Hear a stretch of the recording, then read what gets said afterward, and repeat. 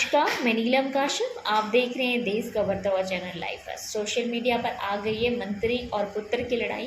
कांग्रेस सरकार में कृषि मंत्री चंद्र कुमार और उनके बेटे पूर्व CPS Neeraj Bharti social media पर आपस में भिड़ गए हैं। मसला था उनके चुनाव क्षेत्र में कर्मचारी ट्रांसफर का विवाद, जिस पर मंत्री के इस्तीफे तक की बात सोशल मीडिया पर उड़ाई गई।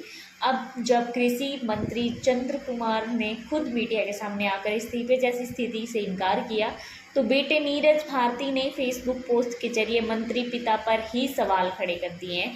तबादलों पर हस्तक्षेप होता तो इस्तीफे जैसी कोई बात नहीं है।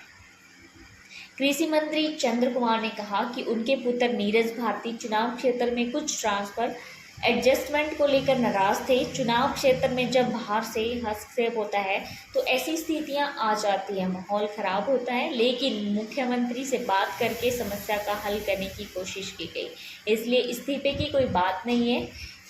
सीएम को और भी होते हैं, और भी काम होते हैं, उनका दायित्व बड़ा है। कृषि मंत्री चंद्र कुमार शिमला में मीडिया से बात कर रहे थे। चंद्र कुमार ने कहा कि ट्रांसफ़र पर पंडोरा बॉक्स है और अब ये खुल जाएगा। जो ऐसी दिक्कतें आती है शिक्षा और स्वास्थ्य में, खासकर स्थिति खराब है और आज हालात ये हैं कि एक साधारण व्यक्ति भी घर आता है तो ट्रांसफ़र लेकर ही आता है। अब कर्मचारी प्रमोशन पर भी दूर नहीं जाना चाहते। जो एक स्टेशन पर 12 से 15 साल तक रह लिया वह भी दूर जाने को तैयार नहीं होता। मंत्री ने कहा कि कुछ लोग ऐसे हैं जिनका ताना बाना ट्रांसफ़र से ही चलता है। तबादलों को लेकर पॉलिसी कभी नहीं बनती। इससे पहले कौल सिंह की कमेटी बनी, जयराम ठाकुर की कमेटी भी बनी थी, लेकिन इस तरह की पॉलिसी को कम हम लोग भी डिफाइन करते हैं, चंद्र कुमार ने कहा है। और मैं डॉक्टर बाय एस परमार से लेकर अब सुखविंदर सिंह सुक्खू तक की सरकारों में काम किया, लेकिन ट्रांसफ़र पहले ऐसी नहीं होती थी, यह पैसा बन गया है।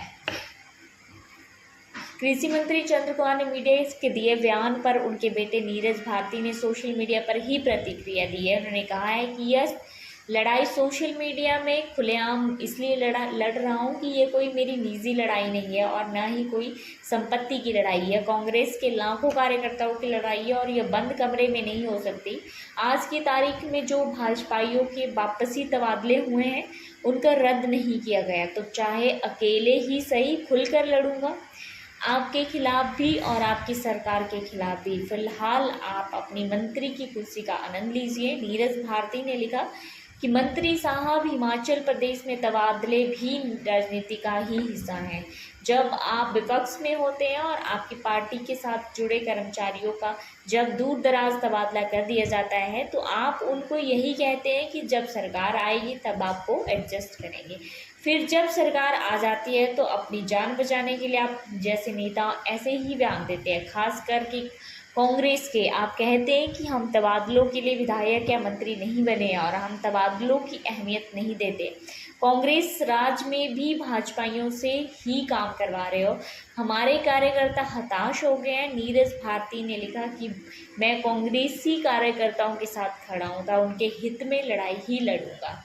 आप जुड़े रहिए लाइव फर्स्ट टीवी के साथ। धन्यवाद। या खेल की रफ्तार, गांव की चौपाल हो या शहरों का धमाल, आप तक पहुंचेगी हर एक खबर सबसे पहले।